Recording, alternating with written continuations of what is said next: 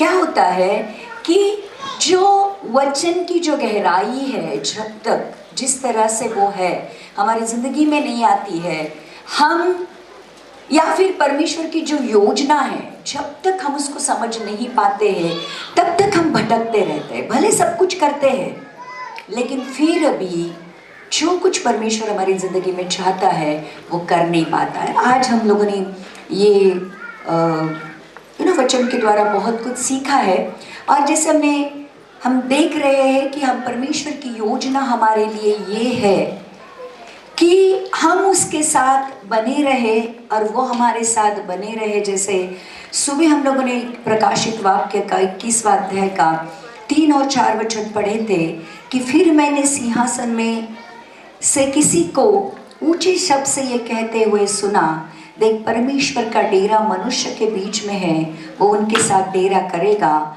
और वे उनके लोग होंगे और परमेश्वर आप उनके साथ रहेगा और उनका परमेश्वर होगा। देखो, परमेश्वर की हमारे लिए ये मनसा है, ये इच्छा है कि वो हमारे साथ डेरा करे, वो हमारा परमेश्वर हो और हम उसके लोग हों।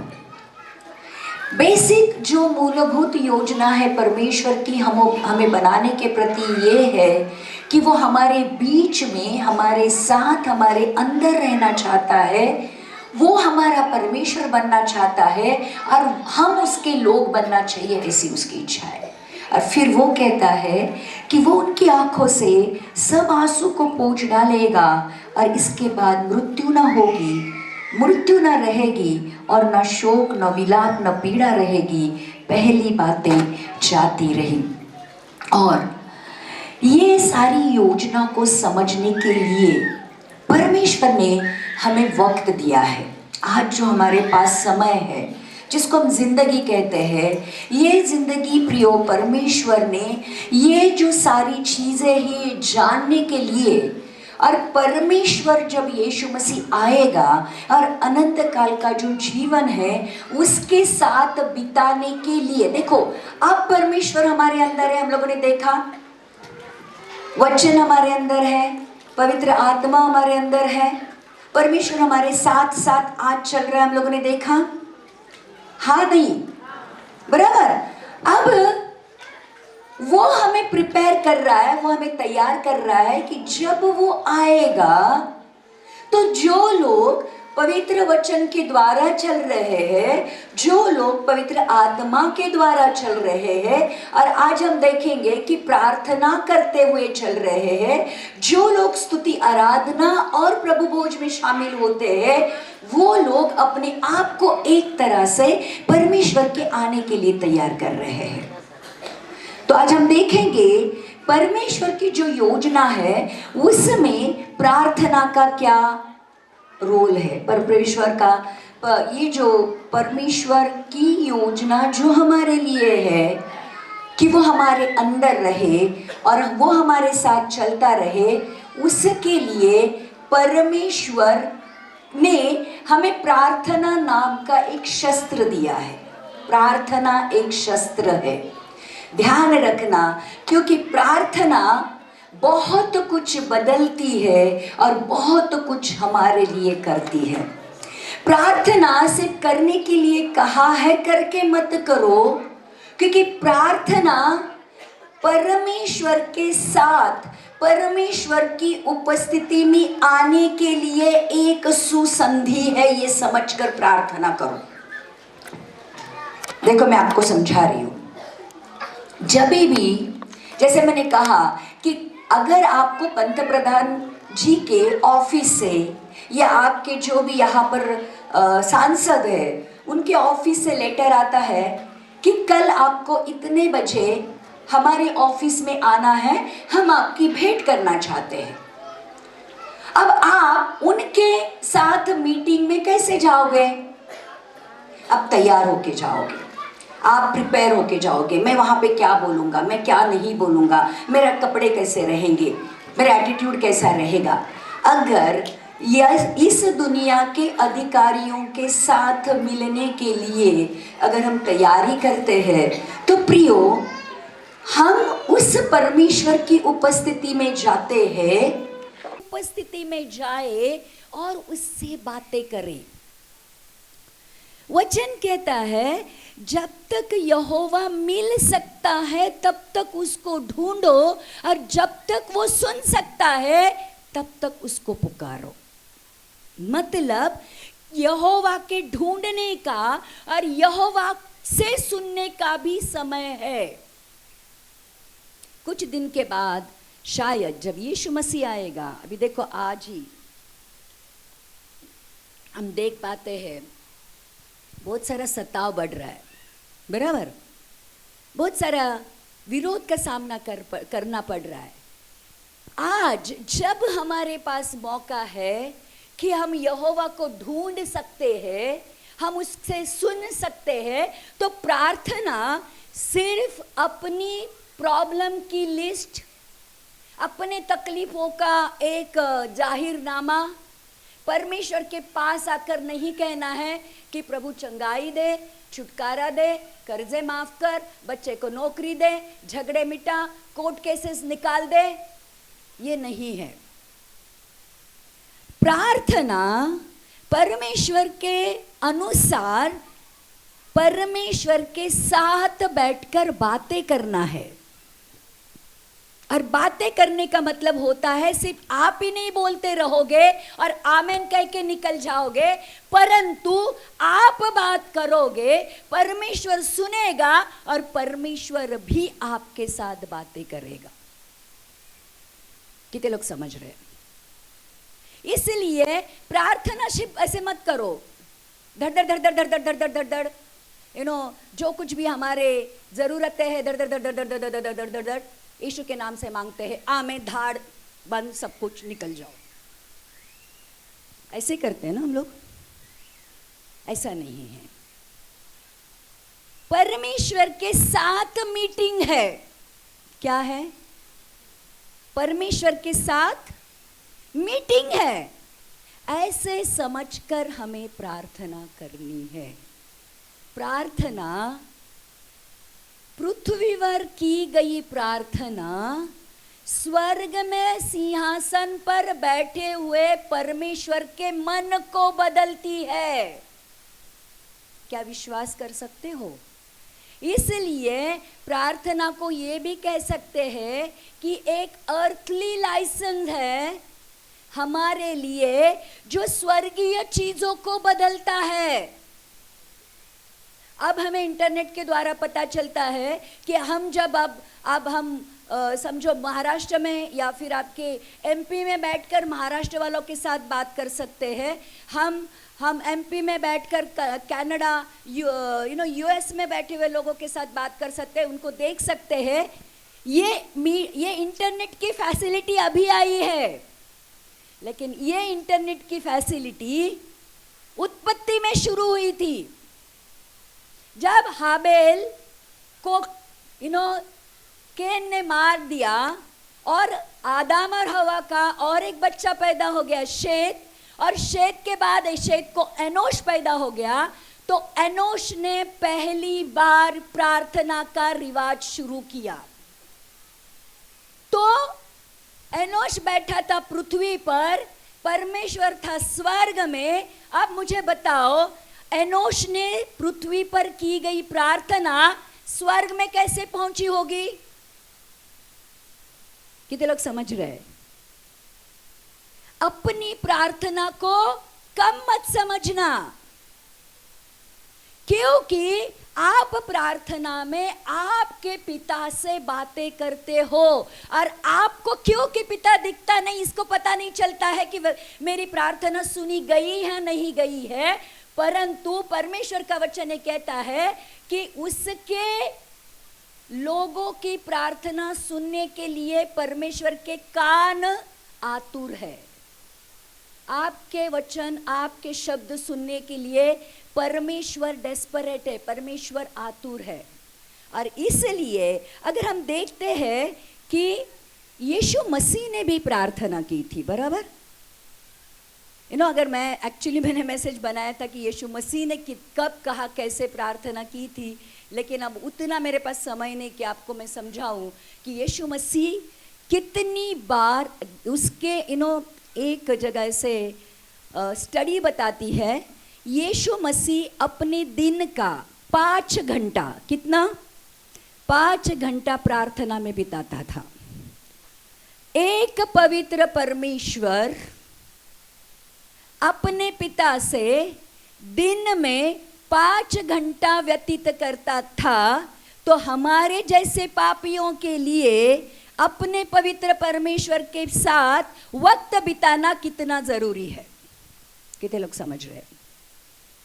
लेकिन हम प्रार्थना को बहुत कम स्थान देते हैं। देखते हैं लूका की किताब का 11वां अध्याय का पहला वचन पढ़ते हैं। लूक 11:1 में लिखा है, फिर वह किसी जगह प्रार्थना कर रहा था, और जब वह प्रार्थना कर चुका तो उसके चेलों में से एक ने उससे कहा, हे प्रभु, जैसे यूहन्ना ने अपने चेलों को प्रार्थना करना सिखलाया, वैसे ही हमें भी तो सिखा दे। वो यीशु मसीह किसी जगह प्रार्थना कर रहा था। देखो यीशु मसीह के बारे में लिखा है, जब कभी भी मौका मिलता, नहीं सॉरी ये शब्द गलत है, ऐसे लिखा है कि यीशु मसीह कितना भी बिजी क्यों न रहे अपनी सेवकाई में, लेकिन रात को मीटिंग खत्म होने के बाद जंगल में जाता था, पहाड़ों पर जाता था, या फिर सुबह पौ फटने से पहले, सुबह होने से पहले 3-4 बजे ही उठकर पहाड़ या जंगल में जाकर एकांत में जाकर अपने पिता से बातें करता था। अब सोचो, जो राजाओं का राजा है, प्रभुओं का प्रभु है, पिता का इकलौता पुत्र है, ट्रिनिटी का एक भाग है, त्रैयक्य का एक भाग है, जो खुद परमेश्वर है, उस खुद परमेश्वर को प्रार्थना करने की क्या जरूरत है? लेकिन आप अगर नया करार पढ़ोगे, आप इतनी बार वहां पर लिखा हुआ है कि यीशु मसीह एकांत में गया, यीशु मसीह सबको छोड़कर पहाड़ पर गया, जंगल में गया, आधी रात को गया, रात भर यीशु मसीह ने प्रार्थना की। तो प्रियो, यीशु मसीह को भी जो योजना पिता ने उसके लिए बनाई थी, उस योजना में चलने के लिए, उस पिता के साथ साथ चलने के लिए प्रार्थना की जरूरत थी। तो हमारे लिए जो परमेश्वर की योजना है कि हमारे अंदर रहे, हमारे साथ साथ चले, तो हमारे जैसे लोगों को प्रार्थना की कितनी आवश्यकता है। समझ रहे हो?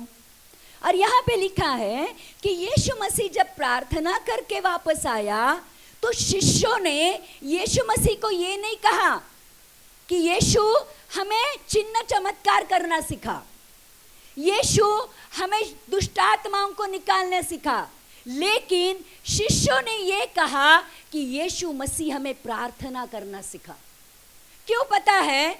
जैसे ही यीशु मसीह प्रार्थना से बाहर आता था, वो देखते थे कि यीशु मसीह कहता था, चलो यहूदिया जाते हैं, चलो सामरिया जाते हैं, चलो इज़राइल जाते हैं। और जब वो जाते थे उसके साथ प्रार्थना से, जब यीशु मसीह उठकर आता था, और जब देखते थे कि तुरंत दुष्ट आत्मा चली गई, चंगाई मिला, छुटकारा मिला, जो भी वचन यीशु मसीह ने प्रचार किया उसमें सामर्थ था, उस वचन के द्वारा लोगों की जिंदगियां बदली, तो उनको पता चल गया था कि यीशु मसीह जैसे ही पिता के साथ प्रार्थना से उठकर आता है, पिता से मिलकर आता है, इसमें सामर्थ आती है। और जो घंटों तक पिता के साथ बिताया वक्त यीशु मसीह जब लोगों के साथ बिताता है, लोगों के जीवन में अद्भुत काम होते हैं। कितने लोग समझ रहे हैं? प्रार्थना में जाना मतलब पिता को अपने अंदर भरना है, पिता की इच्छा को जानना है, और पिता की इच्छा को जानकर उसके अनुसार चलना है। हम परमेश्वर से बातें ही नहीं करते हैं, या फिर हम करते तो है अपनी ही चलाते हैं। हम सुनते कम है, बोलते ज्यादा है। कितने लोग समझ रहे हैं? इसलिए अगर हमें परमेश्वर की उस योजना में चलना है जहां पर परमेश्वर को अंदर लेकर, इसलिए देखो हम लोग ने पवित्र आत्मा के बारे में क्या सुबह देखा कि पवित्र आत्मा हमारे अंदर रहकर आहे भर भर कर पिता के पास हमारे लिए प्रार्थना करता है। जब हम कमजोर होते हैं, हम समझ नहीं पाते हैं कि हम क्या प्रार्थना करनी चाहिए, हमें पवित्र आत्मा दिया गया है जिसके द्वारा हम परमेश्वर पिता से बातें कर सकते हैं और पिता की जो इच्छा है पवित्र आत्मा के द्वारा जान सकते हैं। कितने लोग समझ रहे हैं? और इसलिए जब शिष्य देखते हैं कि प्रार्थना के बाद यीशु सामर्थ से भरता है और वो कहते हैं कि यीशु हमें प्रार्थना करना सिखा। क्या कहते हैं? यीशु हमें प्रार्थना करना सिखा। और फिर यीशु प्रार्थना के बारे में कहता है, अगर हम मत्ती की किताब का 6वां अध्याय का अगर हम 9वां वचन पढ़ते हैं तो लिखा है, अतः तुम इस रीति से प्रार्थना किया करो, हे हमारे पिता। हे हमारे देखो, हम वो सर्व सामर्थी, सर्व ज्ञानी, सर्वव्यापी, सर्व सनातन परमेश्वर है, लेकिन यीशु मसीह आपको ये बताना चाहता था कि वो कितना भी बड़ा परमेश्वर क्यों ना हो, वो आपका पिता है। कितने लोग समझ रहे? इसलिए हम ये नहीं कहते हैं हमारे ईश्वर है, हमारे परमेश्वर है, हमारे सर्वसामर्थी प्रभु, ये नहीं कहते हैं। यीशु मसीह जब प्रार्थना करना सिखाता है, पहली बात वो आपको ये सिखाता है कि प्रार्थना में जब कभी भी आप जाते हो, आप परमेश्वर के पास जरूर जाते हो, लेकिन वो परमेश्वर आपका पिता है। कितने बच्चे खुद के पिता के पास जाकर मांगते हैं ना, पिताजी चाहिए, डैड चाहिए, मतलब चाहिए, पापा मुझे चाहिए। तो जब भी हम परमेश्वर की उपस्थिति में जाते हैं, हमें हक से जाना है, अधिकार से जाना है, ये समझकर जाना है कि वो जो स्वर्ग में बैठा हुआ परमेश्वर है वो और कोई नहीं लेकिन मेरा पिता है। आपके प्रार्थना का ट्यून चेंज हो जाता है। सिर्फ कहने के लिए नहीं, वो पिता का हृदय रखता है। आप जिस प्रॉब्लम से जा रहे हो, जिस तकलीफ से जा रहे हो, जो कुछ भी आज आपकी जिंदगी में हो रहा है, वो पिता का हृदय रखता है और आपको उसको पता है कि आपकी जिंदगी में आज क्या तकलीफ है। और इसलिए जब भी प्रार्थना में जाते हो, हम कहते हैं, हे हमारे पिता, हे हमारे बाप। तो प्रियो, क्योंकि वो परमेश्वर हमारे साथ पिता और पुत्र का रिश्ता बनाना चाहता है या बना चुका है समझो, और वो चाहता है कि जहां आप रहो वहां वो भी रहे। और इसलिए अब उसने उसका वचन जो परमेश्वर है, उसका आत्मा है, आपके लिए छोड़ दिया है। और अब पिता और पुत्र स्वर्ग में जरूर बैठे हैं, लेकिन प्रार्थना जब हम करते हैं, यीशु मसीह पिता के हाथ में देता है। यीशु मसीह हमारे लिए एक वकील का काम करता है, मध्यस्थी की प्रार्थना करता है, और वो दोनों मिलकर हमारी प्रार्थना का उत्तर देते हैं। कितने लोग समझ रहे हैं? तो प्रार्थना एकदम सिंपल सी चीज नहीं है, ये बहुत कुछ बदलती है। अगर आप बाइबल पढ़ोगे तो प्रार्थना के द्वारा एलिया ने 3.5 साल तक बारिश को बंद कर दिया। हिजकिय्याह राजा ने अपने जीवन में 15 साल बढ़ाए। मतलब प्रार्थना बहुत कुछ करती है। ध्यान रखना, हमें हमारी प्रार्थना के ऊपर विश्वास नहीं होता, ये प्रॉब्लम है। सुनेगा कि नहीं सुनेगा, उत्तर मिलेगा कि नहीं मिलेगा, ये हमें शंका रहती है। लेकिन प्रियो, धर्म की प्रार्थना परमेश्वर कभी अनसुनी नहीं करता है।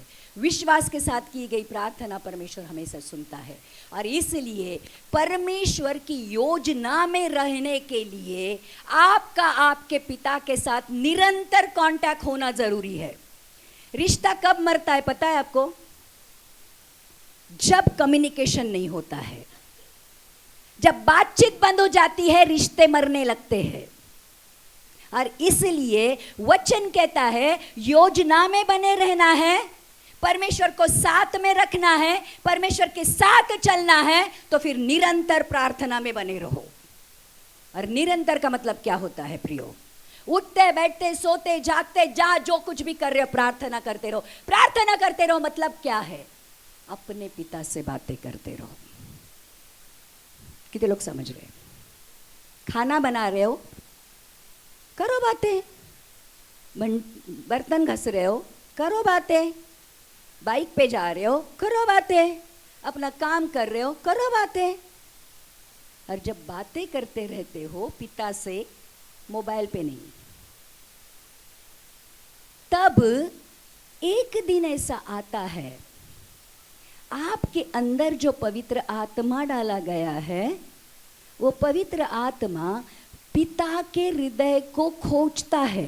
लिटरली लिखा है पिता के हृदय को खोजता है, और पिता के हृदय में जो कुछ भी आपके लिए है वो आपको आके आपके हृदय में बताता है।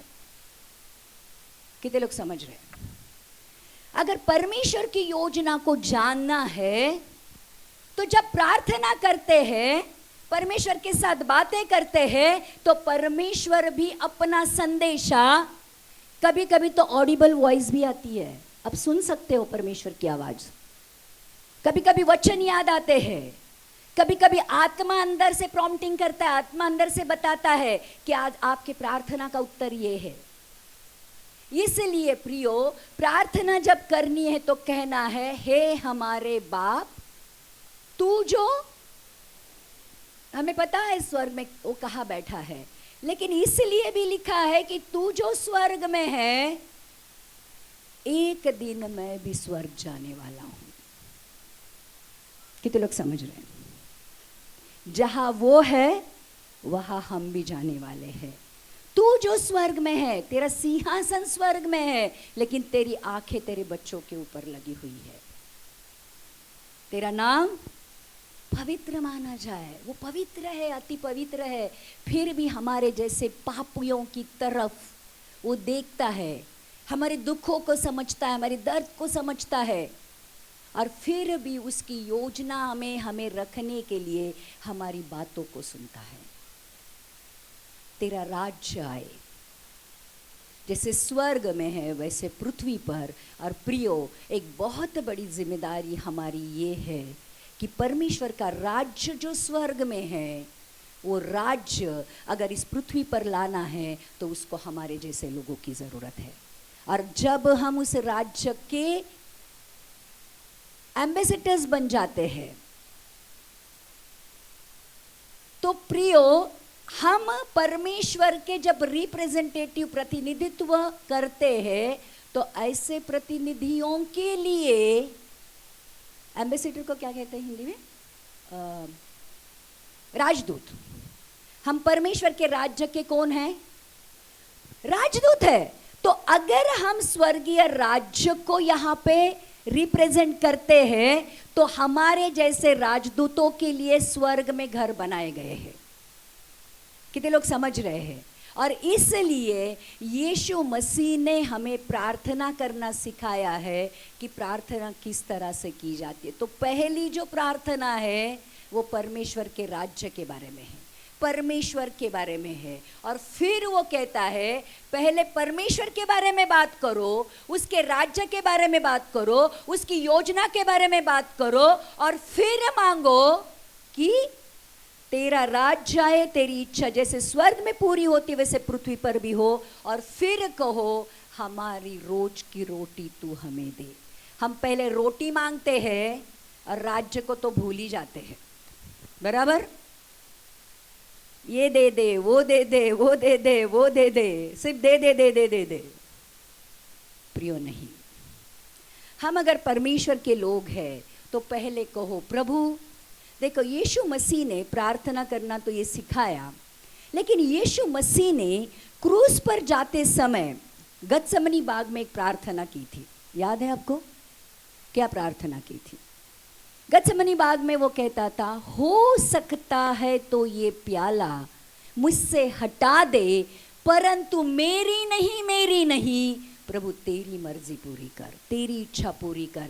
आज आपके जीवन में कितने भी दुख आने दो, कितनी भी तकलीफें रहने दो, कितना भी प्रॉब्लम रहने दो, फिर भी आपको परमेश्वर ने ये दिखाया है, सिखाया है कि प्रभु तेरी इच्छा मेरे जीवन में पूरी कर। काफी बार हो सकता है कि परमेश्वर की इच्छा हो कि आप वो दुख से जाओ, वो दर्द से जाओ, वो तकलीफ से जाओ और आप परमेश्वर के लिए काम करो। तो आपके प्रार्थना में एक चीज ये होनी चाहिए कि प्रभु मेरी नहीं तेरी इच्छा मेरे जीवन में पूरी कर, तो ही हम परमेश्वर के उस योजना का भाग हो सकते हैं जो योजना में वो ये चाहता है कि तू वो हम में बसा रहे और वो हमारे साथ साथ चलता रहे। कितने लोग समझ रहे हैं? इसलिए जब प्रार्थना करते हो तो जरूर मांगना है कि प्रभु तेरी इच्छा क्या है, मुझे बता दे और तेरी इच्छा के अनुसार मेरे लिए मुझे चला। कितने लोग समझ रहे हैं? और फिर और एक प्रार्थना उसने की थी, हे पिता ये नहीं जानते ये क्या कर रहे हैं, इन्हें तू माफ कर।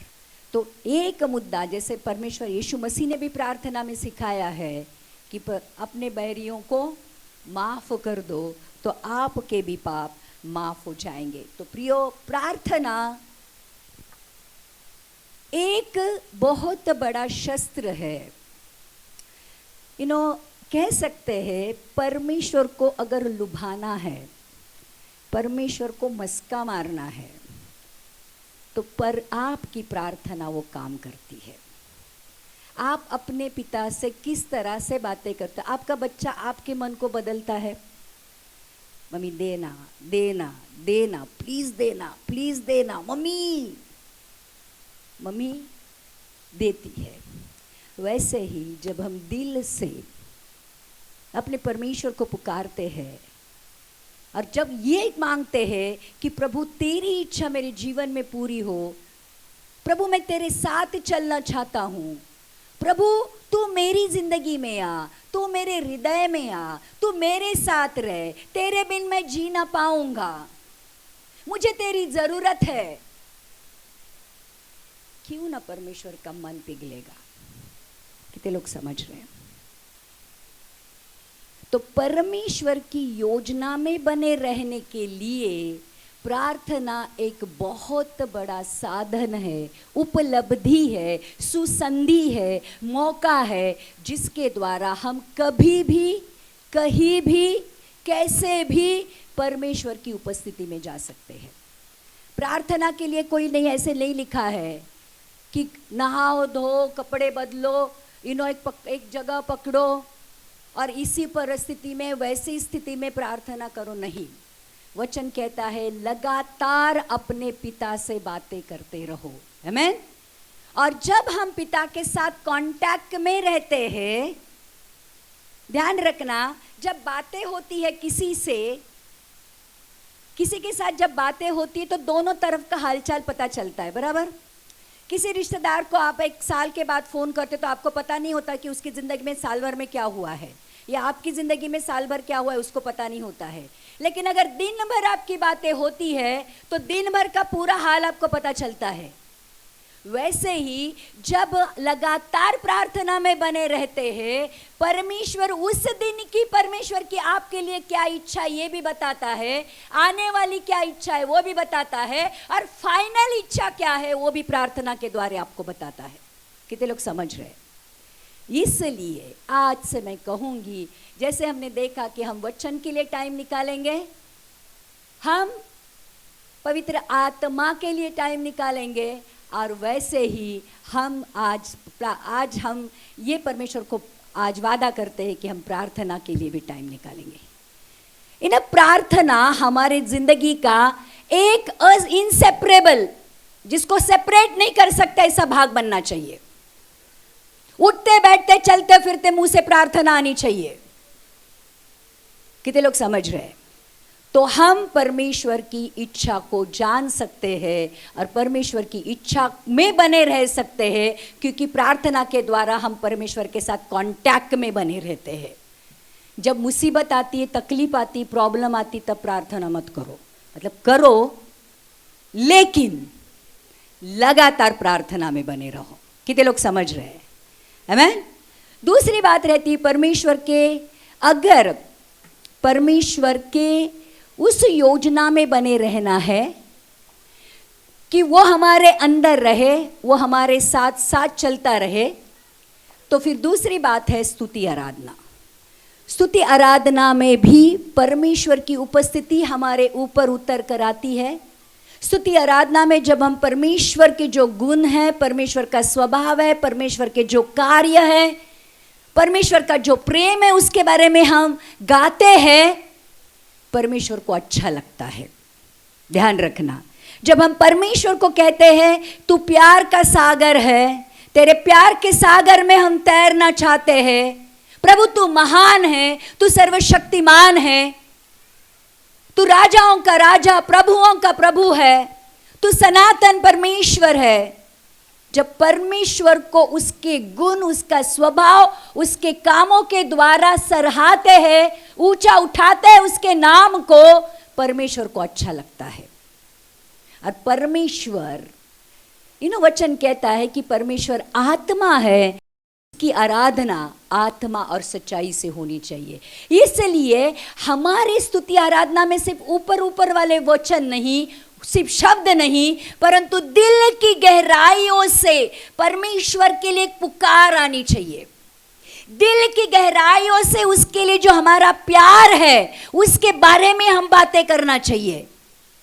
स्तुति आराधना मतलब सिर्फ नाचना गाना नहीं है, मुंह से सिर्फ वो गाने गाना नहीं है, परंतु आत्मा के अंदर से परमेश्वर को पुकारना है।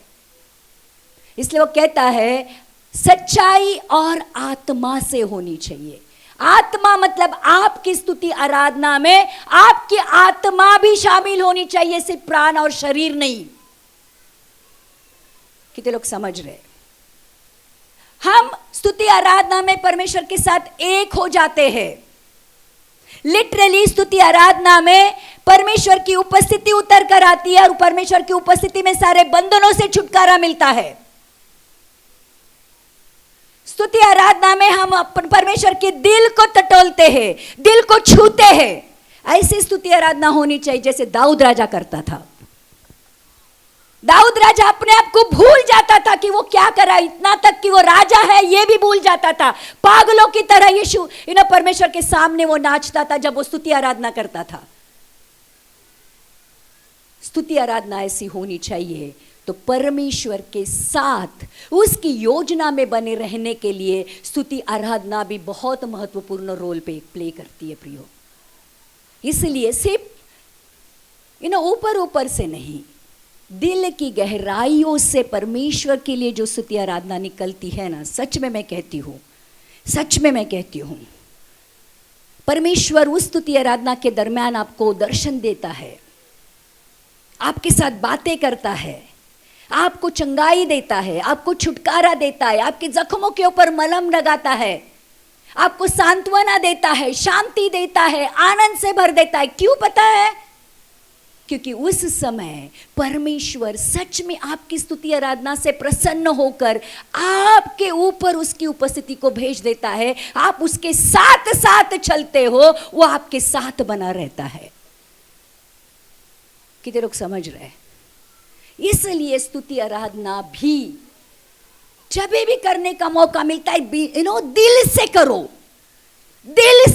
दिल खोल कर करो। कौन साथ में है, क्या बोलेगा, कैसे गाती है, क्या करती है, परमेश्वर को सूर ताल से मतलब नहीं है, आपके गले से मतलब नहीं, कितनी अच्छी आवाज है, कितना अच्छा आ है, कितना अच्छा ओ है, वो नहीं देखता है। वो कितने दिल से, कितनी आत्मा से, कितनी गहराई से आपने उसको पुकारा, ये देखता है। तो स्तुति आराधना भी परमेश्वर के साथ बने रहने के लिए एक मौका है, क्योंकि स्तुति आराधना के दरमियान परमेश्वर की उपस्थिति, पवित्र आत्मा की जो उपस्थिति है गहराई के साथ हमारे ऊपर आती है, क्योंकि जब हम आत्मा और सच्चाई से उसकी आराधना करते हैं, उसका आत्मा भी हमारे साथ मिलकर परमेश्वर की स्तुति आराधना करता है। आमीन। और तीसरी बात आज हम देखेंगे कि प्रभु भोज, प्रभु भोज भी परमेश्वर के साथ बने रहने का, परमेश्वर के उस योजना में बने रहने का एक बहुत बड़ा उसकी भी भूमिका है। क्योंकि वचन ये कहता है कि जब भी हम यीशु मसीह जब क्रूस पर जा रहा था, उसने अपने शिष्यों को इकट्ठा किया, आखिरी भोजन था, और लिखा है उसने रोटी ली, धन्यवाद करके उसको तोड़ी और अपने शिष्यों को कहा ये मेरी देह है। और उसने बियारे के पीछे से कटोरा लिया और कहा नई वाचा में ये कटोरा यीशु मसीह के लहू को दर्शाता था, और वो अपने शिष्यों को दिया और उनको कहा कि ये मेरी देह है और ये मेरा लहू है। तो परमेश्वर की योजना में बने रहने के लिए परमेश्वर का वो देह जो क्रूस पर मेरे पापों के बदले टूट गई थी, उसका एक भाग मुझे मेरे अंदर लेना, और वो लहू जो मेरे पापों के कारण, पापों के बदले प्रायश्चित के लिए बहाया गया था, उसको पीना भी मेरे लिए ज़रूरी है। क्योंकि जब हम उसको पीते हैं और जब उस देह को खाते हैं, यीशु मसीह के उस क्रूस वाली मृत्यु को हम याद करते हैं कि पाप कितना खतरनाक है, कि उस पाप के बदले मेरे यीशु को उस क्रूस वाली इतनी दर्दनाक सजा का सामना करना पड़ा, तो क्या मुझे पाप करने का अधिकार है? क्योंकि जब भी प्रभु भोज लेते हैं, ध्यान रखना, प्रभु भोज लेते हैं तो यीशु के शरीर का टुकड़ा खाते हैं, यीशु मसीह का लहू पीते हैं। मतलब वो जो टुकड़ा है वो खाने से पहले हम ये जानते हैं कि यीशु मसीह ने कितना बड़ा दर्द सहा होगा। जब उसका खून बहाया गया, हमारा थोड़ा खून बहता है तो हमें इतनी तकलीफ होती है, उस यीशु का आखिरी बूंद तक खून बहाया गया था। तो उसी समय हमें याद आता है कि मैं कितना बड़ा पापी हूं, और इसलिए वो कहता है प्रभु भोज लेने से पहले अपने आप को जांचो। और प्रभु भोज शुद्धिकरण, पवित्रकरण करने का एक मौका मिलता है। जितनी बार भी हम प्रभु भोज लेते हैं, जब हम अपने आप को स्कैन करते हैं, जब हम अपने आप की जांच करते हैं कि मेरे विचारों में क्या पाप हुआ, मेरे आंखों ने क्या पाप किया, मेरे कानों ने क्या पाप किया, मेरे मुंह ने क्या पाप किया, मेरे हाथों ने क्या पाप किया, मेरे पैरों ने क्या पाप किया, मेरे पापी पेट ने क्या पाप किया, मेरे दिल में क्या पाप हुआ। जब हम जांचते हैं, इसलिए प्रभु भोज लेने से पहले क्रूस वाला जो यीशु है आंखों के सामने लेके आ जाओ, और फिर उसके सामने खड़े रहकर ये कहो कि उस पाप के लिए जो मैंने किए थे, यीशु मसीह को कितनी बड़ी शिक्षा हुई थी। और सही पश्चाताप आपको प्रभु भोज लेते समय तब होगा जब आप जानोगे कि ये मेरी हालत होनी चाहिए थी जो यीशु की हुई थी।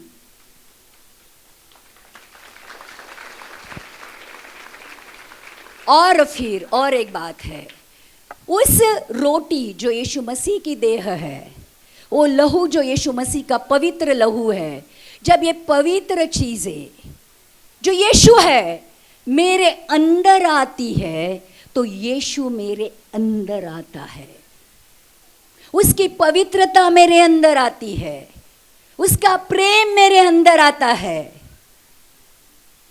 और मेरी ये देह, ये नश्वर देह यीशु मसीह के देह में, उसके स्वरूप में दिन ब दिन बदलने लगती है। और जैसी कलीसिया यीशु मसीह को चाहिए जैसी दुल्हन यीशु मसीह को चाहिए, बिना दाग, बिना झुर्री, बिना कलंक, प्रकाशमान, शुद्ध और पवित्र, वैसी मैं पवित्र भोज के उस प्रभु भोज के द्वारा बनने लगती हूं। कितने लोग समझ रहे हैं? अच्छा, आप जब प्रभु भोज लेते हो तो जब भी प्रभु भोज लेते हो तो पिछले प्रभु भोज से इस प्रभु भोज में कुछ पाप कम होते या नहीं होते हैं?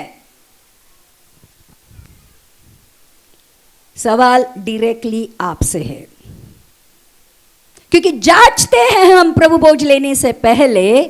तो गए हफ्ते में मैंने 10 पाप गिने थे, क्या उन पापों का पश्चाताप करके मैंने छोड़ दिए? अब मैं इस हफ्ते में प्रभु भोज ले रही हूं, तो उन 10 पापों में से कितने पाप मैंने वापस किए हैं? क्योंकि यीशु मसीह को प्रकाशमान कलीसिया चाहिए, जो उसके साथ खड़ी रह सके, जिसमें कोई दाग, कोई कलंक, कोई झुर्री ना हो, पवित्र और निर्दोष चाहिए। तो गए प्रभु भोज के बाद इस प्रभु भोज में मुझ में कितना कलंक, कितनी झुर्रियां, कितने पाप निकल गए हैं, देखना भी जरूरत है। कितने लोग समझ रहे हैं? तो प्रभु भोज भी परमेश्वर की योजना में बने रहने का एक बहुत बड़ा कारण है, क्योंकि प्रभु भोज के द्वारा हम यीशु को अपने अंदर लेते हैं और यीशु मसीह के जैसे बनते जाते हैं। कितने लोग समझ रहे हैं? इसलिए प्रभु भोज कैजुअली मत लो। और इसलिए वो कहता है तुम गलत तरीके से लेते हो, इसलिए तुम में से बहुत सारे बीमार हैं और बहुत सारे सो भी गए, क्योंकि प्रभु भोज गलत तरीके से लेते हैं तो अपने ऊपर दंड लाते हैं। और इसलिए प्रभु भोज जब लेते हैं तो उसका भी एक तरीका होता है कि पश्चाताप करो, और जिन पापों का पश्चाताप किया है वो पाप छोड़ दो। कितने लोग समझ रहे हैं? और सच में जब प्रभु भोज लेते हैं, यीशु मसीह हमारे अंदर हर दिन थोड़ा थोड़ा बनने लगता है, और ये नश्वर देह, मैं कहती हूँ, उसकी देह में परिवर्तित होने जाती है, क्योंकि जो हम अंदर लेते हैं उसका हमारे शरीर, प्राण, आत्मा के ऊपर असर होने लगता है। आमीन? तो परमेश्वर की जो योजना है कि वो हम में बना रहे और हम उसके साथ साथ चलते रहे, प्रभु भोज भी एक महत्वपूर्ण भूमिका निभाता है। और इसलिए रेगुलरली जब भी आपके चर्च में प्रभु भोज होता है, हो सकता है तो उपवास के साथ प्रभु भोज लो। उस पूरा दिन को परमेश्वर के लिए दे दो, उपवास करो, परमेश्वर के साथ बने रहो, प्रार्थना में बने रहो, और फिर देखो प्रभु भोज का कितना बड़ा असर आपकी जिंदगी के ऊपर होता है, कितनी बड़ी सामर्थ्य आपको आपके उस प्रभु भोज के द्वारा आपकी जिंदगी में आती है। कितने लोग समझ रहे हैं? आमीन? तो प्रियो, आज हमने देखा कि यीशु मसीह की प्रिय जो योजना थी, परमेश्वर की जो योजना थी, उत्पत्ति में आदम के साथ, आदम को परमेश्वर ने अपनी आत्मा से बनाया था, परमेश्वर उसके साथ साथ चल रहा था। फिर उसके बाद ये परमेश्वर टाइम पर, समय समय पर लोगों के साथ आके बातें करता था। फिर खुद यीशु मसीह इस दुनिया में आया, परमेश्वर का पुत्र जो वचन था, देहधारी होकर हमारे बीच में उसने डेरा किया, और हमें पाप से छुड़ाने के लिए और अपने पिता से मिलाने के लिए अपने लहू तक को उसने बहाया, और हमारे लिए पवित्र आत्मा को छोड़ कर गया, हमारे लिए वचन को छोड़ कर गया, और कह के गया, अब इनका इस्तेमाल कर कर मेरे लिए तैयार हो जाओ, क्योंकि मैं जल्द आने वाला हूं। उसने हमें प्रार्थना करने सिखाई, उसने हमें स्तुति आराधना करना सिखाई, उसने हमें प्रभु भोज का एक क्या कहते हैं, एक रिवाज लगा के दिया कि प्रभु भोज भी लिया करो। तो यीशु मसीह ने, या कह सकते हैं पिता परमेश्वर ने हमारे अंदर और हमारे साथ रहने का सारा प्रयोजन करके रखा है, लेकिन क्या हम उस प्रयोजन को इस्तेमाल कर रहे हैं, या फिर हम परमेश्वर को अपनी चीजों के लिए इस्तेमाल कर रहे हैं? जब भी जरूरत है आते हैं, जब भी जरूरत है नहीं आते हैं, जब भी जरूरत है प्रार्थना करते हैं, जब भी जरूरत है प्रार्थना नहीं करते हैं। अगर प्रार्थना करते भी है तो ऊपर ऊपर से करते हैं, उसमें कोई जान नहीं होती है। कितने लोग समझ रहे हैं? परमेश्वर को आपका पूरा दिल, पूरा प्राण, पूरी शक्ति, पूरी बुद्धि चाहिए, पूरा चाहिए। कितना चाहिए?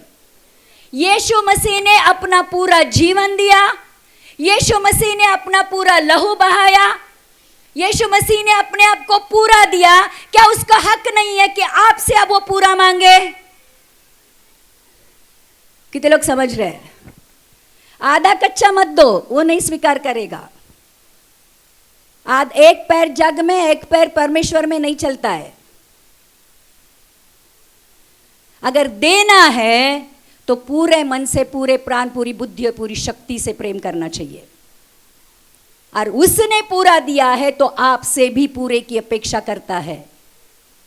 और आज हमें यहां से निकलने से पहले वादा करना ही पड़ेगा परमेश्वर को कि प्रभु तेरी योजना में बने रहने के लिए, तुझे मेरे अंदर रखने के लिए और तेरे साथ चलने के लिए, प्रभु जो कुछ भी तूने कहा है मैं करने के लिए तैयार हूं। और जो कुछ भी परमेश्वर ने हमारे लिए करने के लिए कहा है कि कुछ बहुत बहुत बहुत डिफिकल्ट है, क्या आपको क्रूस पर जाने के लिए कहा है? अपने आप को मारने काटने के लिए कहा है? नहीं। क्या कहता है? वचन पढ़ो, प्रार्थना करो, स्तुति आराधना करो, उपवास करो, प्रभु भोज लो, पूरे मन, पूरे प्राण, बुद्धि, बुद्धि से, शक्ति से प्रेम करो। और क्या कहता है आपको? और ये सारी करने से अगर प्रभुओं का प्रभु, राजाओं का राजा, सर्व सामर्थ्य परमेश्वर हमारे अंदर और हमारे साथ चलता है तो डील बहुत बेकार नहीं है। कितने लोग समझ रहे हैं? परमेश्वर को सीरियसली लेना शुरू करो। हम आखिरी से भी आखिरी दिनों में हैं। अब टाइम पास करने का वक्त गया, अब जाग उठने का वक्त आया है। यीशु मसीह के आने तक हम परमेश्वर की योजना को ही नहीं समझेंगे तो जिंदगी वेस्ट है। इसलिए आज से यहां से निकलने से पहले परमेश्वर से यह वादा करो कि जो भी बातें मैंने यहां पर सुनी है, तेरी योजना में बने रहने के लिए प्रभु मैं दिल से करूंगा। कितने लोगों को यहीं पे रहना है? किसी को नहीं रहना है ना? तो जो परमेश्वर कहता है वो करना है। आज थोड़ी सी बातें हम करेंगे। मेरे लिए कितना समय है बच्चा?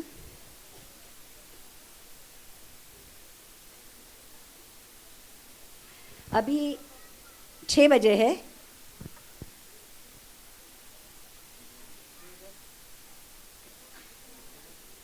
सवा 6। ओके, तो कुछ बातें हैं जो हम देखेंगे कि परमेश्वर की योजना से हमें दूर रखती है। एक 15 मिनट में मैं आपको समझाऊंगी। अगर वो बातें आपके जीवन में है तो वो बातों को अपनी ज़िंदगी से निकालो, क्योंकि ध्यान रखना ये बातें हमारे और परमेश्वर के बीच में अगर आ रही है और आज परमेश्वर उस वचन के द्वारा हमसे बातें कर रहा है कि इन बातों को अपनी ज़िंदगी से निकाल दो, तो फिर प्रियो इन बातों को अपनी ज़िंदगी से निकालो। आइए देखते हैं दूसरी तीमुथियुस का 3 अध्याय का पहले कुछ वचन पढ़ते हैं। 2 तीमुथियुस 3 अध्याय का पहले 2-3 वचन। पर ये स्मरण रख कि अंतिम दिनों में कठिन समय आएंगे जो आ चुके हैं। ध्यान रखना, क्योंकि मनुष्य स्वार्थी, लोभी, डिंगमार, अभिमानी, निंदक, माता पिता की आज्ञा टालने वाले, कृतघ्न, अपवित्र, दया रहित, क्षमा रहित, दोष लगाने वाले, असंयमी, कठोर, भले के बैरी, विश्वासघातकी, ढीठ, घमंडी और परमेश्वर के नहीं वरन सुख विलास के ही चाहने वाले होंगे। वे भक्ति का भेष तो धारण करेंगे पर उसकी शक्ति को न मानेंगे। ऐसों से परे रहना। ध्यान रखना, परमेश्वर ऐसे स्वभाव वाले लोगों को अपने साथ नहीं रखेगा और नहीं रखता है।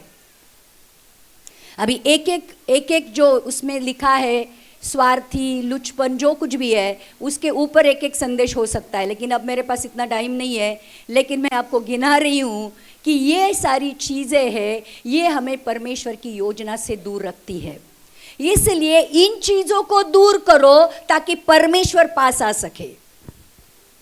एक ही चीज़ हमें परमेश्वर से दूर रखती है, और वो है हमारे पाप। किसके पाप? हमारे पाप। इसलिए जब भी पाप करते हो, क्रूस वाला यीशु आपके सामने रखो और उस क्रूस वाले यीशु के सामने पाप करके दिखाओ। तो ये सारी जो चीजें हैं, ये चीजें हमारी जिंदगी से हमें बाहर रखनी है। और एक बात मैं आपको बताना चाहती हूं कि परमेश्वर के प्रेम से, या परमेश्वर की जो योजना है जिसके अंतर्गत परमेश्वर हमारे अंदर रहना चाहता है और हमारे साथ साथ चलना चाहता है, उस योजना से हमें कौन सी चीज़ें दूर रखती है। तो देखते हैं परमेश्वर का और एक वचन हम देखेंगे, यूहन्ना की पहली पत्री और दूसरा अध्याय का 15वां वचन से पढ़ेंगे। तुम ना तो संसार से और ना संसार में की वस्तुओं से प्रेम रखो। क्या लिखा है परमेश्वर ने? तुम ना तो, देखो परमेश्वर का वचन नहीं कहते। कितने लोग समझते हैं कि वो चुने हुए हैं, परमेश्वर के द्वारा परमेश्वर ने उन्हें चुना है? हाथ उठाओ।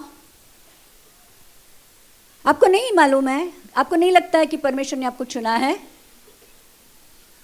अगर आप चुने हुए हो तो फिर इस संसार में हो, संसार के नहीं हो। जब हम समझो घूमने जाते हैं, जैसे हम अंकुट आए हैं, तो हम अंकुट के नहीं हैं, हम अंकुट में हैं, लेकिन अंकुट के नहीं है। हम कहाँ के हैं? हम मुंबई के हैं। हम यहाँ पर प्रवासी होकर आए, 3-4 दिन के लिए रहने के लिए आए हैं। इसलिए हम लोगों ने कपड़े भी छोटे से इतने से लाए हैं, क्योंकि हमें पता है हमें वापस जाना है। वैसे ही इस दुनिया में आप कायम स्वरूपी रहने के लिए नहीं आए हो 1000, 2000, 50, 5000 साल के लिए।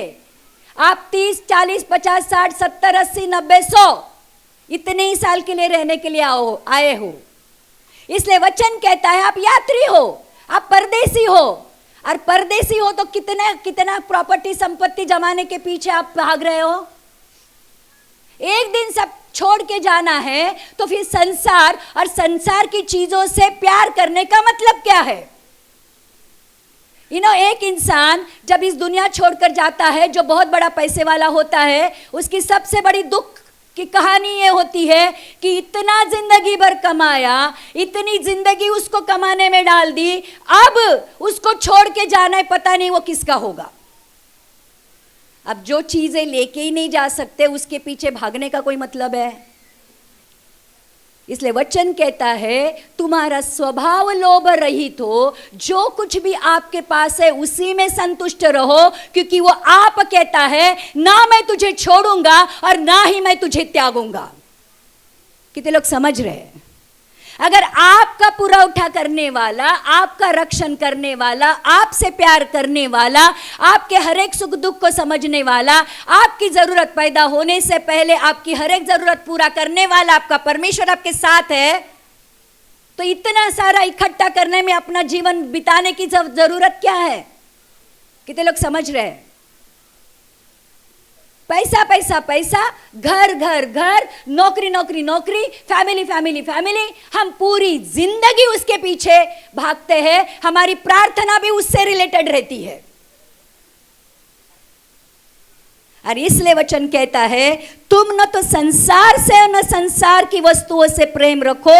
यदि कोई संसार से प्रेम रखता है तो उसमें पिता का प्रेम नहीं है।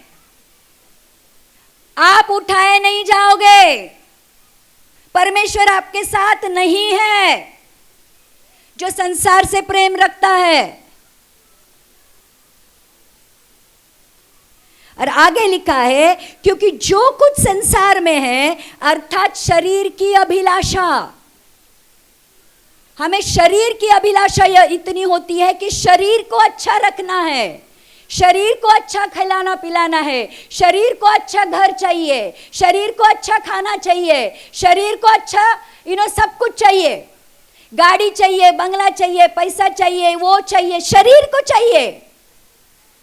पूरी जिंदगी हम शरीर की जो इच्छाएं है वो पूरी करते करते मर जाते हैं, और शरीर से प्यार करते हैं इसलिए हम मर जाते हैं। जो शरीर की इच्छा पूरी करता है, लिखा है, वो मृत्यु है। जो आत्मा से चलता है वो जीवन में चलता है। और आत्मा हमेशा शरीर के विरुद्ध काम करता है। आत्मा कहता है उठ प्रार्थना कर, शरीर कहता है थक गया हूं। आत्मा कहता है उठ बाइबल पढ़, शरीर कहता है अर्जेंट कॉल आया है, अर्जेंट काम है। आत्मा कहता है स्तुति आराधना कर, शरीर कहता है नहीं अभी मूड नहीं है। कितने लोग समझ रहे हैं? जब भी आत्मा कहता है उठ और कर तो करो।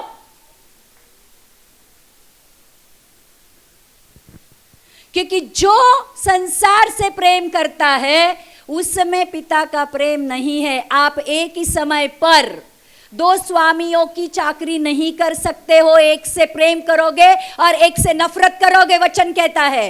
एक ही समय पर आप परमेश्वर और संसार से प्रेम नहीं कर सकते हो। और अगर परमेश्वर से प्रेम करते हो तो संसार को छोड़ना पड़ेगा, क्योंकि जहां आपको जाना है वहां पे संसार नहीं आ सकता। और इसलिए मैंने कहा आपको रोड मैप दिया है, वचन आपके अंदर सहायक डाला हुआ है, आपके साथ चलने वाला आपका पवित्र आत्मा आपके लिए प्रार्थना का एक रिसोर्स दिया है कि आप कभी भी परमेश्वर की उपस्थिति में जा सकते हो। स्तुति आराधना के द्वारा परमेश्वर के मन को प्रसन्न कर सकते हो। पवित्र प्रभु भोज की वजह से हम यीशु मसीह के देह और लहू के में शामिल हो सकते हैं। इतनी सारी आत्मिक चीजें अगर हमें दी गई है, अगर फिर भी हमारा मन शरीर की ओर भागता है, संसार की ओर भागता है, तो वचन कहता है आप में परमेश्वर का पिता का प्रेम नहीं है। परमेश्वर को अपने स्वार्थ के लिए इस्तेमाल करना बंद करो। कितने लोग समझ रहे हैं? और लिखा है कि अब शरीर की अभिलाषा, आंखों की अभिलाषा। आंखों की अभिलाषा का मतलब होता है आंखों को जो अच्छा लगता है वो चाहिए। आजकल तो मोबाइल में तो बहुत सारी आंखों की अभिलाषाएं पूरी हो रही है। जो चाहिए दिखता है, जो चाहिए सुनाई पड़ता है। आमीन। आंखों की अभिलाषा तुम्हारे शरीर का दिया है। अगर तुम्हारे आंख से वचन का उजियाला अंदर जाना चाहिए, उसके बदले संसार का अंधकार अंदर जाता है, तो वचन कहता है उजियाला देने वाला अगर अंधकार लेके आता है तो वो अंधकार कितना बड़ा है। आत्मिक बात है, पता नहीं कितने लोगों को समझ में आई। अपनी आंख को स्वच्छ रखो।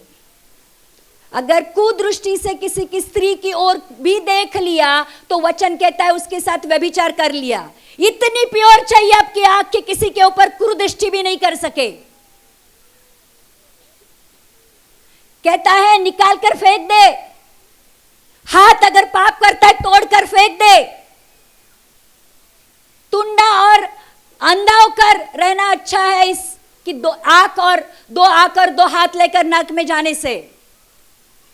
वचन बहुत कठोर है। अगर सच में परमेश्वर के साथ चलना है, परमेश्वर को अंदर रखकर चलना है, तो संसार को छोड़ना ही पड़ेगा।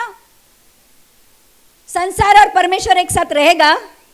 आप बोलोगे कि नहीं, एक दिल के कप्पे में संसार को रखूंगा, एक दिल के कप्पे में परमेश्वर को रखूंगा, एक हाथ में परमेश्वर को पकड़ूंगा, एक हाथ में संसार का पकड़ूंगा। ना इधर के रहोगे ना उधर के रहोगे, बीच में डूब जाओगे। कितने लोग समझ रहे हैं? आंखों की अभिलाषा।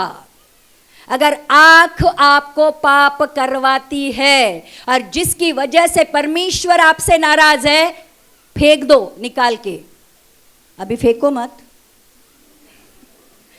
उसको शुद्ध करो। आमीन। और लिखा है जीविका का घमंड।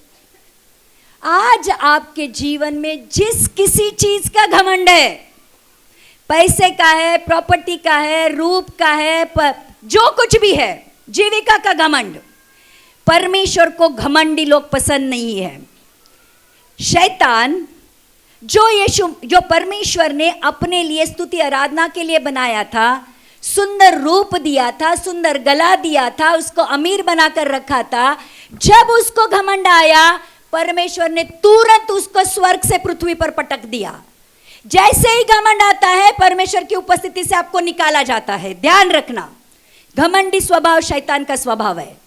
इसलिए जीविका का घमंड अगर किसी भी वजह से आपकी जिंदगी में है, आज ही यहीं पे छोड़ के चले जाना, क्योंकि परमेश्वर को अभिमानी और घमंडी लोग पसंद नहीं है। परमेश्वर ऐसे लोगों से घृणा करता है। परमेश्वर को नम्र लोग पसंद है। और इसलिए प्रियो, अगर ये सारी चीजें हमारी जिंदगी में है, तो अगर ये वचन आपको डायरेक्टली बात करता है, चुभ रहा है, इसका मतलब परमेश्वर आत्मा के द्वारा आपसे बातें कर रहा है, तो प्लीज कृपा करके इन सारी चीजों को छोड़ दो। इन सारी चीजों के बदले समझो, अगर ये सारी चीजों को रखोगे और इतनी सारी सच्चाई मालूम होने के बावजूद अगर सत्य तक नहीं पहुंचेंगे और नरक में जाएंगे, तो क्या फायदा? परमेश्वर के लिए जो कुछ भी करोगे, जो कुछ भी, आज जो कुछ भी यहां पर त्याग दोगे, परमेश्वर उसका बड़ा प्रतिफल आने वाले दिनों में देने वाला है। अगर यहां पे 1000 रुपए छोड़ दिया, परमेश्वर का कैलकुलेशन 30 नहीं, 60 नहीं, 100% होता है। इमेजिन करो, 1000 रुपए इधर डाल दिया, मल्टीप्लाइड बाय 100, कितना होता है? कोई बैंक आपको इतना देगी नहीं पैसा या मुबदला। जब परमेश्वर देता है तो 100% से ज्यादा देता है। इसलिए जो कुछ भी आज उसके लिए छोड़ोगे, वो फायदे में रहोगे। और परमेश्वर को अंदर लेकर चलना है और परमेश्वर के साथ साथ चलना है, तो बहुत सारी चीजें यहीं पर छोड़नी पड़ेगी। कितने लोग समझ रहे हैं? प्रियो, परमेश्वर की इच्छा है कि वो आपके साथ चले। परमेश्वर चाहता है कि आपके अंदर रहकर वो अपनी योजना को पूरी करे। तो आज क्या हम तैयार हैं? आइए अपनी आंखों को हम बंद करते हैं, धन्यवाद करते परमेश्वर। Yes father, oh Jesus, thank you.